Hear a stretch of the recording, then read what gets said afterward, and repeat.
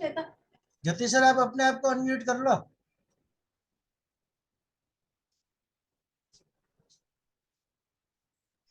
अच्छा, मैं म्यूट हो गया था।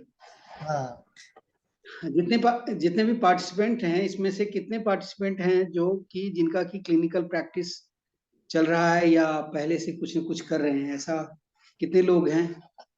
चैट बॉक्स में लिखेंगे आई।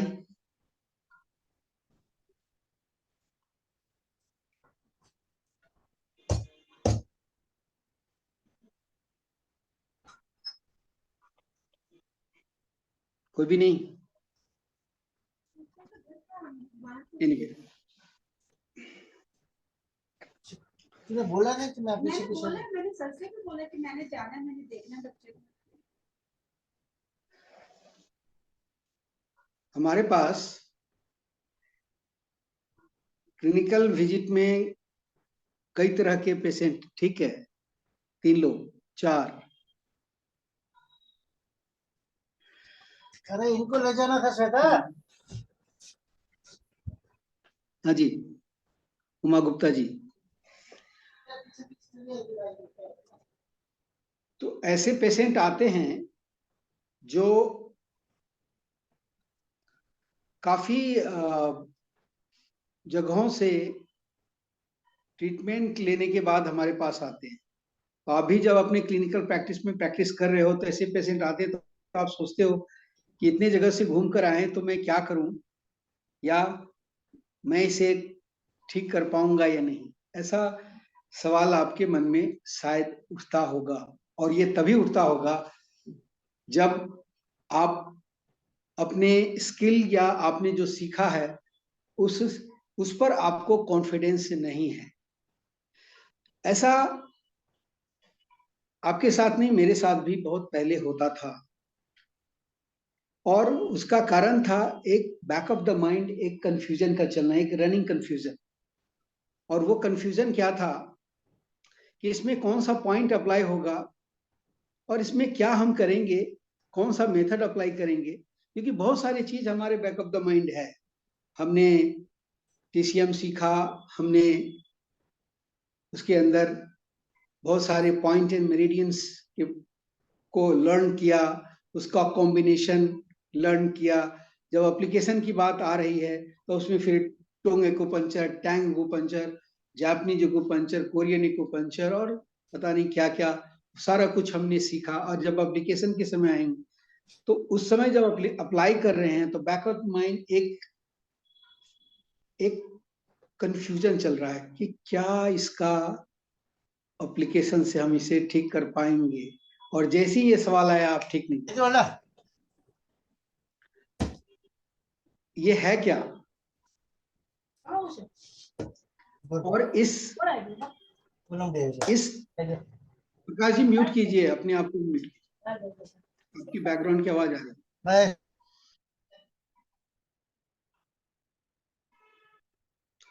तो इस प्रॉब्लम से जब मैं निकल पाया और उसका जो सलूशन हमने डिवाइस किया, तो आज एक भी पेशेंट ऐसा नहीं है। कल ही एक पेशेंट 15 दिनों में, वो फास्ट, उसका वीडियो है, आपको शेयर करूंगा, देखेंगे। इंग्लैंड के प्ले स्कूल में उसका स्कॉलरशिप में एडमिशन हुआ, और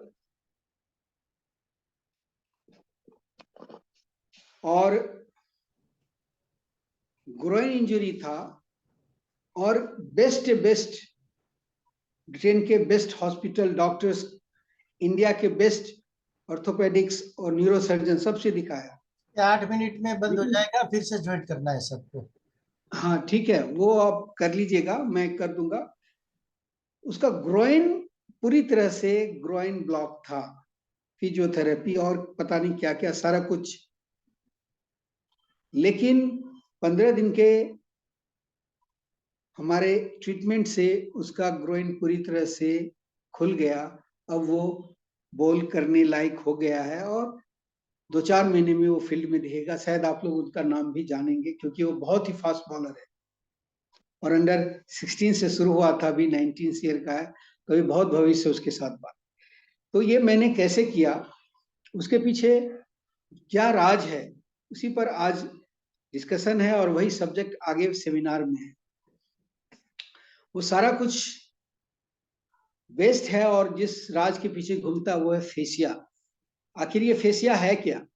सबसे पहले तो इसको समझिए कि फेसिया क्या है।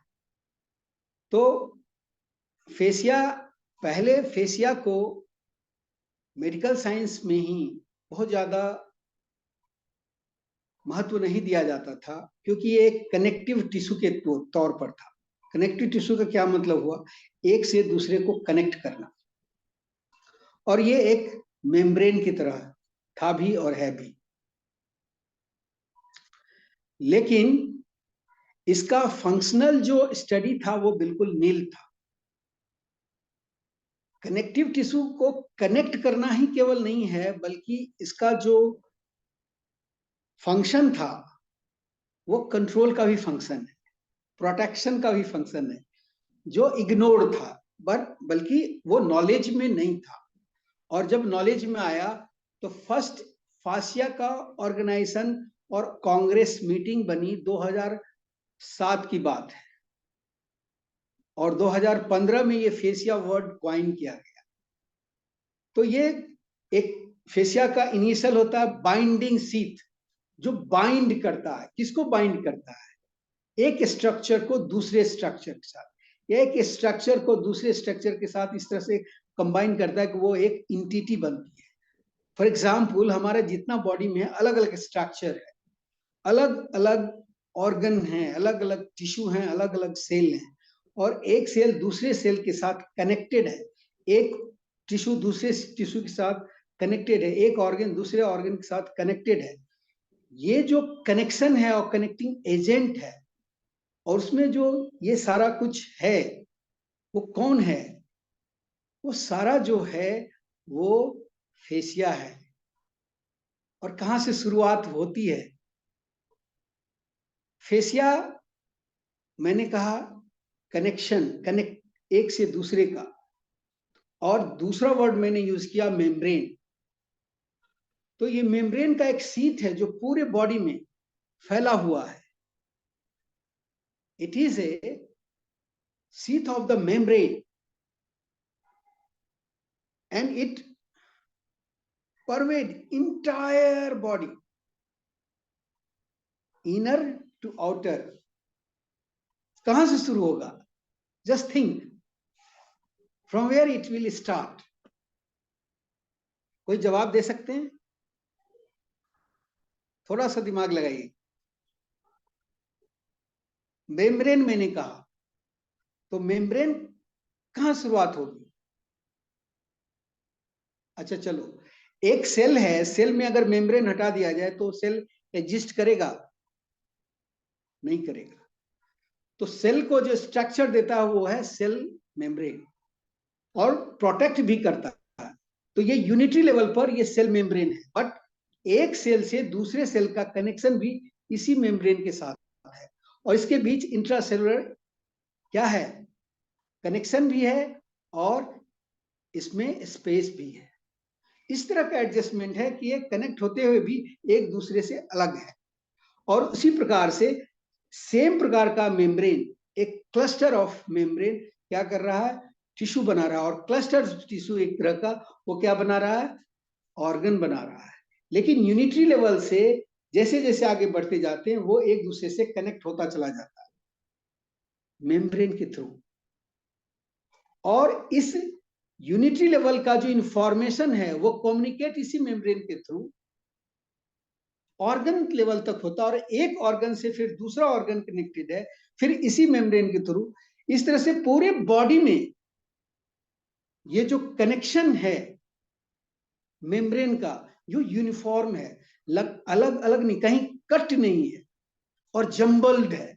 ऐसा स्ट्रक्चर है जैसे आप एक कल्पना करो, एक स्टील का रिजिड स्ट्रक्चर है जो इस प्रकार का है कि इसमें प्लास्टिक इलास्टिसिटी, उसको अगर धक्का भी देते हैं थोड़ी देर बाद स्टेबल, उसको कहते हैं टेंसिग्रिटी होती है, टेनोसिटी कहते हैं, इलास्टिसिटी कहते हैं उसको। ये सारा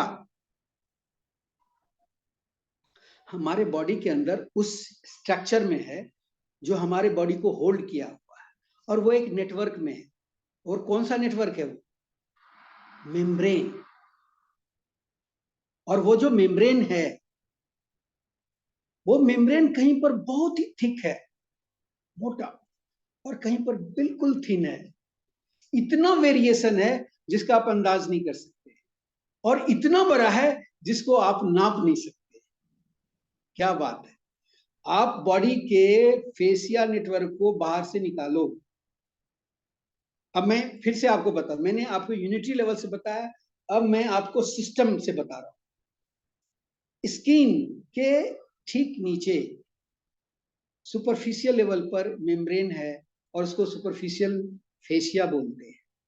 और उसके बाद जैसे जैसे डीप चले जाते हैं, मसल्स के चारों तरफ रैप है, एक एक मसल्स, और मसल्स ही नहीं, जितने पेरिफेरल सिस्टम उसके बाहर। तो पेरिफेरल जो सिस्टम है, जो आर्टरी और वेन है, तो ऐसे निकल रहा है जैसे किसी जाल को फाड़ते हुए एक तरफ से निकल रहा, दूसरी तरफ घुस रहा है। इस तरह से वो फेसिया नेटवर्क में इस तरह से वो रैप है कि आप ये नहीं समझ पाएंगे कि ये किस प्रकार से, किस डायरेक्शन में इसको होल्ड किए हुए है, लेकिन है हर जगह पर। इसी प्रकार से जो नर्व का नेटवर्क है, उसको भी फेसिया रैप किए हुए है। कहां नहीं फेसिया है। सबको रीज्वाइन करने के लिए बोल देना सर, अभी बोल दो। 2 मिनट हाँ है जी, बस। 2 मिनट बचा है, सबको बोल दो कि बंद होने के बाद फिर से रीज्वाइन करें। हाँ, बंद होने के बाद फिर से रिज्वाइन करेंगे। मैं कंटिन्यू रख रहा हूं। Okay sir, okay. तो अब आप ऊपर से नीचे की तरफ जाएंगे तो ये एक एक ऑर्गन होते हुए फिर यूनिटरी सेल की तरफ जाकर एक एक सेल से कनेक्ट। तो इंफॉर्मेशन क्या है? ये जो इंफॉर्मेशन है इसको, ये इंफॉर्मेशन क्या न्यूरोट्रांसमीटर है? नहीं। क्या ये ब्लड है? नहीं। क्या है? जरा थोड़ा सा सोचो, क्या है ये सटल एनर्जी है। और ये जो सटल एनर्जी है, मेरे लिए फैसिनेशन मेरे लिए ये बहुत ही इंटरेस्टिंग सब्जेक्ट हुआ। मैं बहुत फैसिनेट हुआ। क्यों? क्योंकि ये जो एनर्जी है, इसे 5000 साल पहले से हम लोग जानते थे, और जिसे हम बोलते थे प्राण। और ये भी बोलते थे कि प्राण का प्रवाह बॉडी में एक नेटवर्क में होता है, और उसको बोलते थे एक, वो जो नेटवर्क है वो नाड़ी है। लेकिन नाड़ी का एग्जिस्टेंस फिजिकली हम डिफाइन नहीं कर पाते थे। आज फेसिया का जो यह खोज है, वो बहुत बड़ा आधार दिया है यौगिक साइंस को, और नेचुरोपैथी एंड जो हमारा आयुर्वेद का साइंस है, जो कहता है ऐसे नेटवर्क है, इसमें प्राण का प्रवाह हो। तो वो अब आप कह सकते हैं कि प्राण का प्रवाह इस नेटवर्क में होता है। और इसीलिए फेसिया का कोई कलर नहीं है, व्हाइट है। इसमें ब्लड नहीं दौड़ता, इसमें एनर्जी फ्लो करता है। और इतने इसकी एनर्जी का फ्लो इस प्रकार से है जिसे आप